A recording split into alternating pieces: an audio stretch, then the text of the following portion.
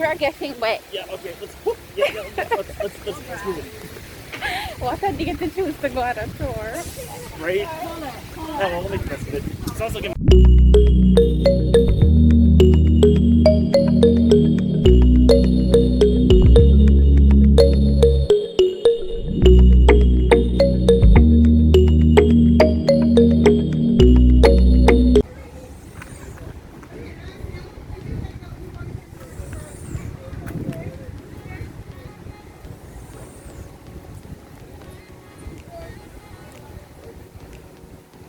all of this place. Look who we have over here.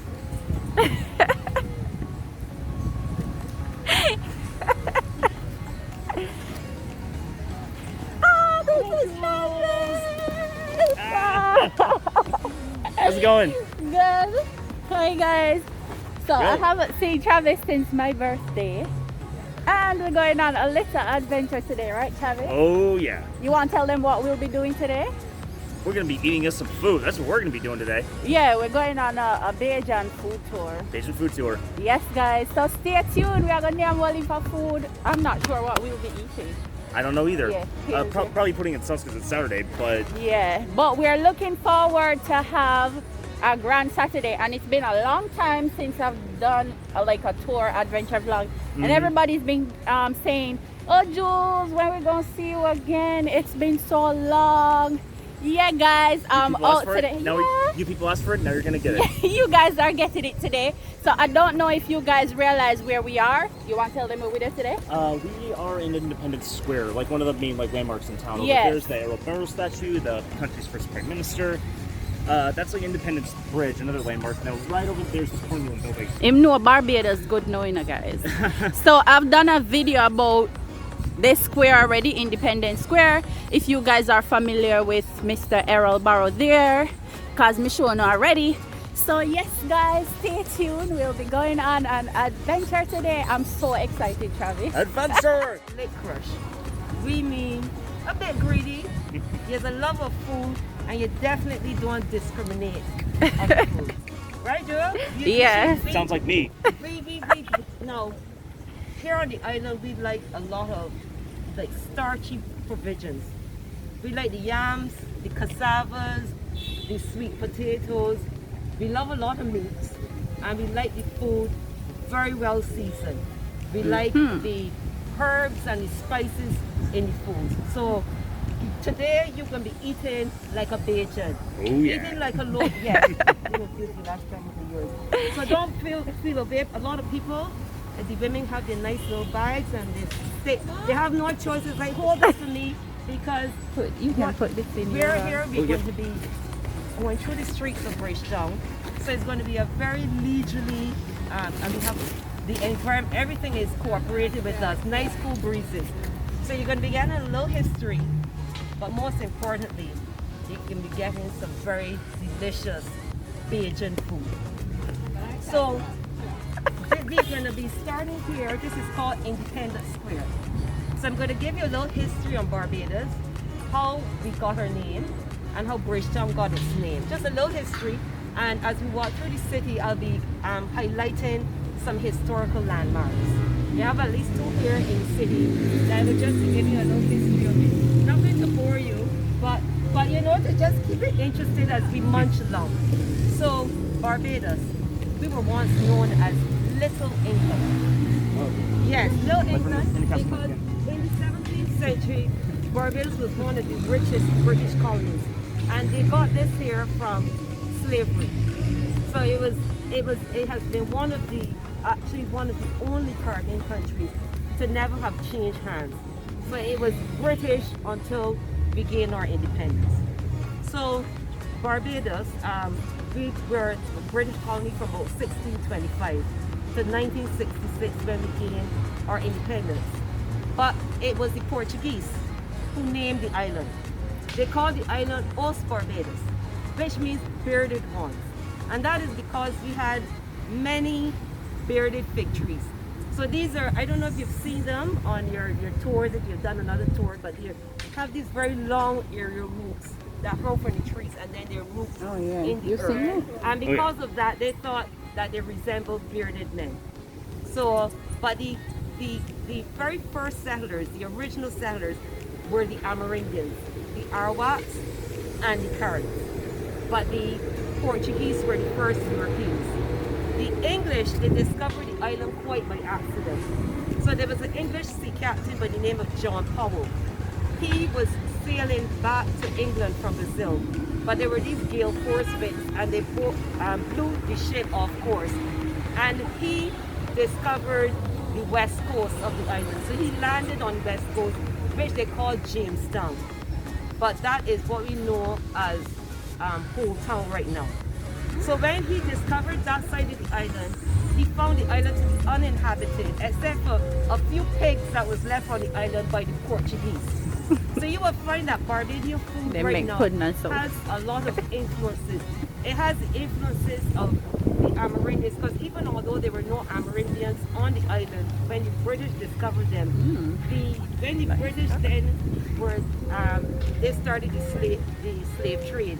At first, the Arawaks were brought here as, that's in quote, free people to show them how to, because again, Barbadian didn't have natural fruit trees and everything growing on the island. So these people would have shown them certain cuttings and food that they can grow on the islands before the British turned around and enslaved the Arawaks as well. So we have the Arawak influence, so those Amerindian influence. We have the Portuguese.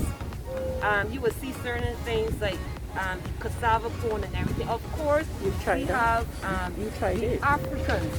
Yes, you Oh, did. yeah, it's great. Influence, because when they started, the English would have had a certain bland way of cooking the food, but then they introduced the Africans, and the Africans came with all the different spices and ways of flavoring the food. So you got the British, the West African, the Portuguese, and then once slavery was abolished, then you find that different indentured service and everything were coming in, the Chinese, the Creole.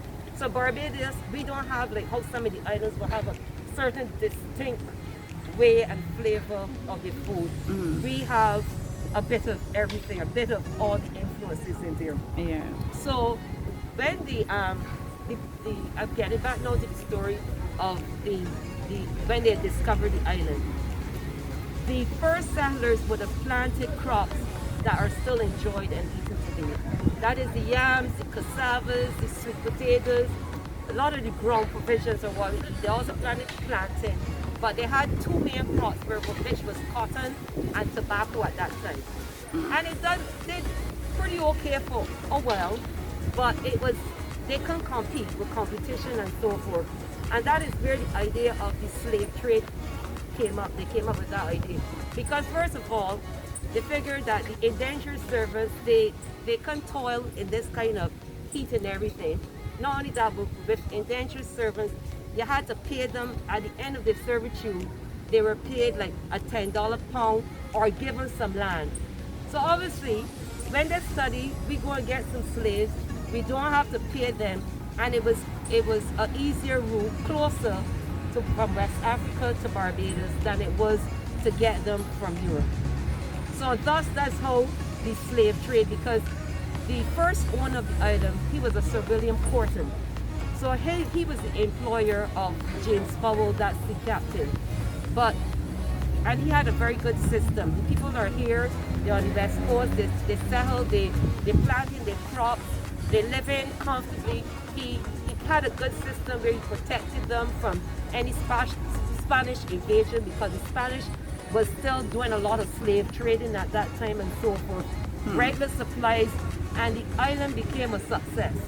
But we all know that when anything becomes a success, everybody want to get on that back. When you're like, yeah. So Sir James here, he was a good friend of the king.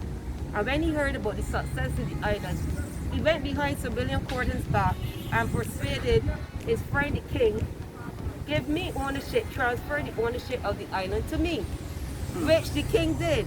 And so that was known as the Great Barbados Robbery. And when Sir James here now, the first Earl of Carlisle, when he received his grant, the Carlisle grant, he then sent his own settlers to the island, and they sailed through the south here of Bridgetown, which we know as Colonial Bay, and they settled right here in Bridgetown. And of course, you might ask, what happened to the first group of settlers? Obviously, they were extremely upset, and it looked as though there was going to be some type of battle of sorts. But in a surprise move, the very first governor on the island that was sent with the first group of settlers, he just sided with a Charles Wolfston. He was the governor, the new governor appointed. He was like, okay, well, I can side with you. So those people didn't have a voice, more or less, and they were forced then to submit to the Earl of Carlisle's rule. So he became the owner of the entire island then. So you might hear a lot of Colonial House and Colonial Bay and everything. And when those settlers, we know them as the Wolverstone settlers, like the second group of English settlers, when they arrived here on the island, they settled here in Bridgetown. And when they settled here in Bridgetown, they found a very old bridge, which was constructed by the earliest inhabitants of the island. And that would have been the Amerindians, the Arawaks and the Caribs.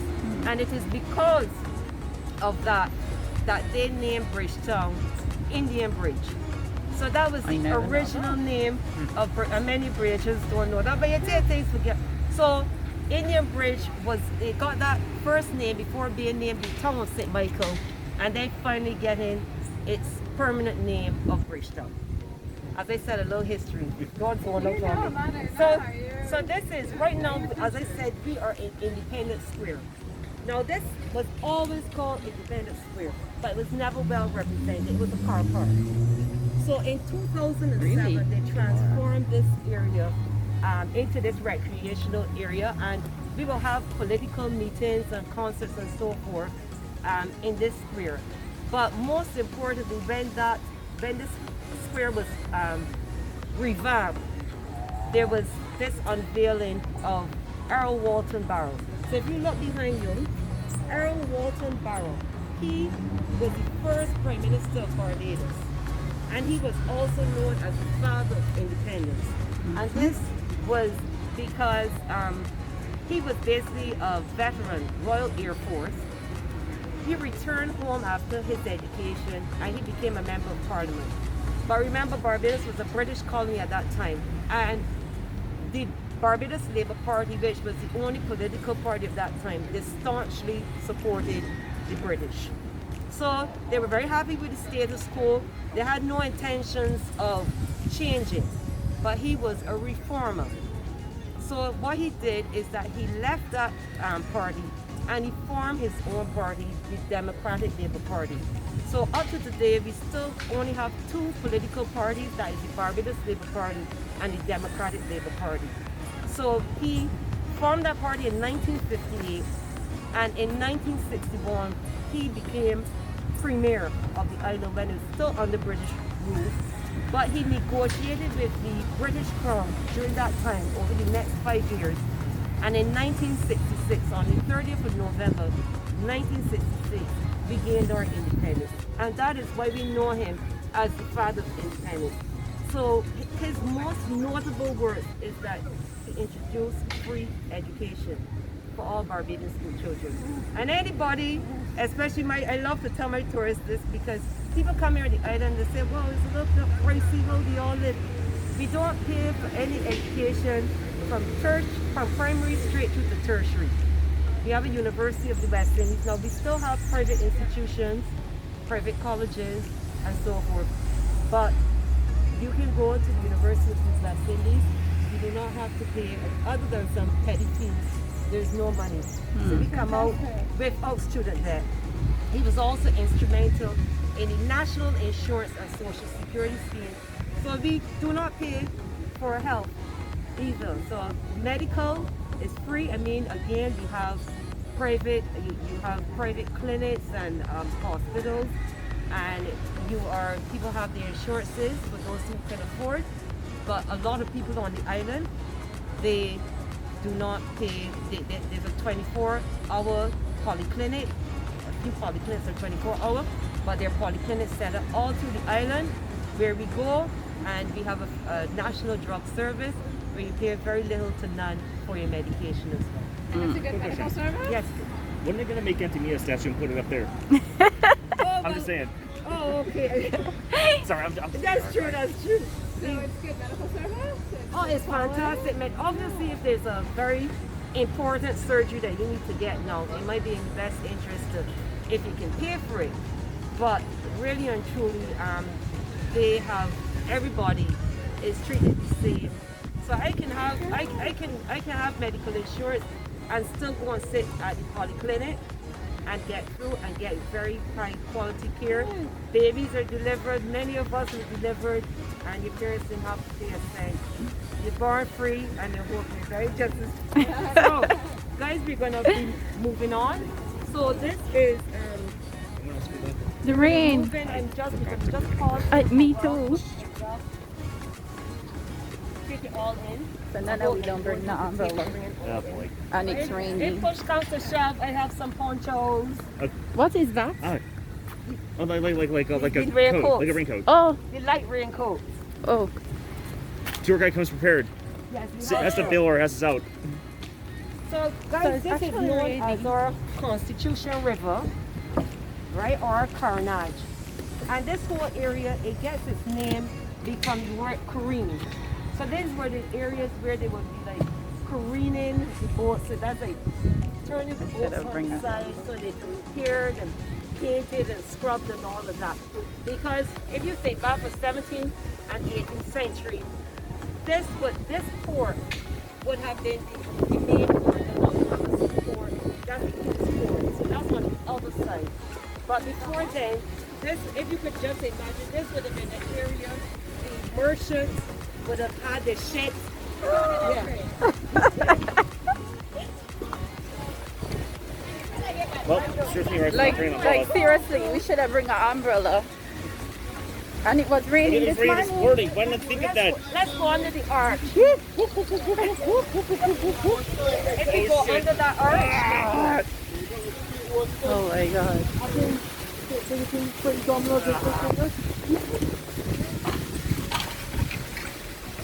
It don't fall for long though I here. feel like an alley cut or something. I'm gonna share my foot. So we're getting wet. Yeah, okay, let's move it. What a day to choose to go on a tour. Right? Oh, well, let me test it. Sounds like in my food, I don't care. In the Caribbean, like the weather just sort of does what it wants. it does. And then they just go along with the umbrella, or they leave the umbrellas in every restaurant because you know it's so fun. When it's you go along with the umbrellas, they're like, it's just going to rain today. It's like, nobody uses it for fun. All right, is that good? I think we're safe. Alright. So I was telling you, the Constitution River occurred. If you could just imagine, see like all over this area, just imagine the merchants would have come in and they would have been offloading all the goods now and storing them in these warehouses.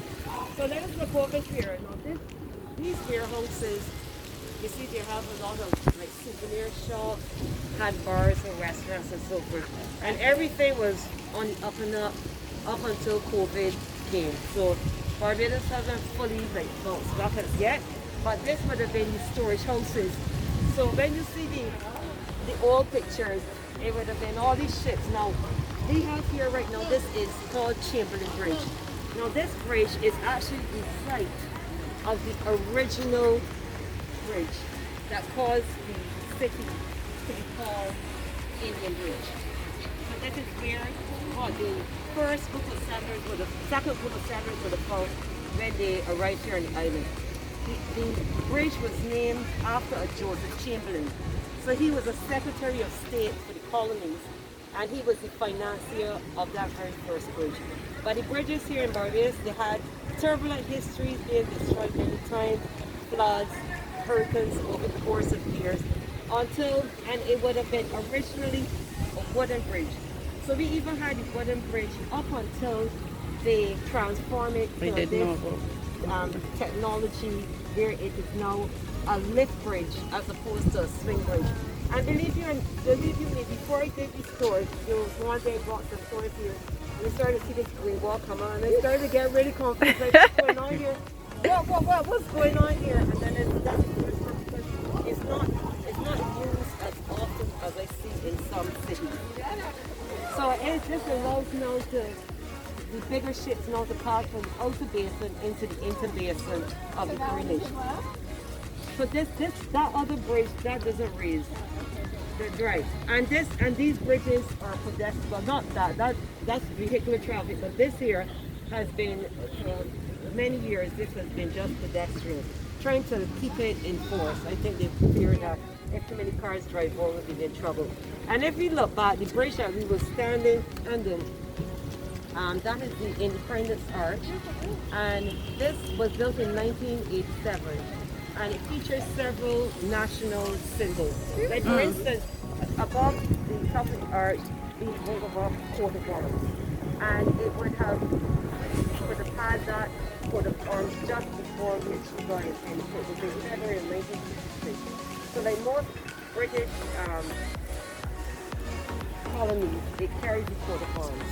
And the golden shield in the center. But above that, you might barely be able to make it out. You can see a helmet at the top, and above the helmet is the fist of a Barbadian. Now that Barbadian is holding 2 stalks of sugar cane crossed. Now there's a British. So that's sugar cane, because again, that represents our sugar industry, which is very booming, wants to say. And on the left, we have the dolphin. That represents our fishing industry. And on the right, we have the pelican. And the significance of that is that Barbados had islands just off of it called Pelican Island. There are lots of brown pelicans used to go to nest, and they then in the 1950s, they reclaimed that part of the sea, and that is now Bridgetown, one of our and Colonial. So that entire area was a separate island that they reclaimed and built it. So that's why they call down there pelican. That's why so there's an area down there that is you know it, right? very cultural, and we call that Pelican Village. And again, a lot of it is that name there is tribute to island